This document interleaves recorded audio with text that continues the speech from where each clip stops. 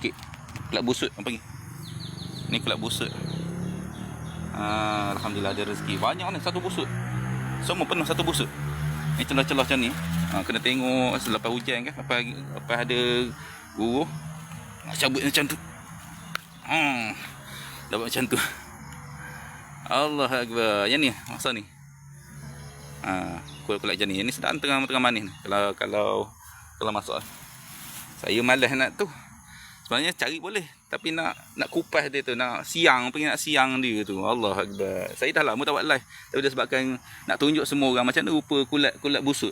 Ni kalau orang jumpa dia penuh satu busuk macam ni. Penuh satu busuk. Ini baru busuk pertama.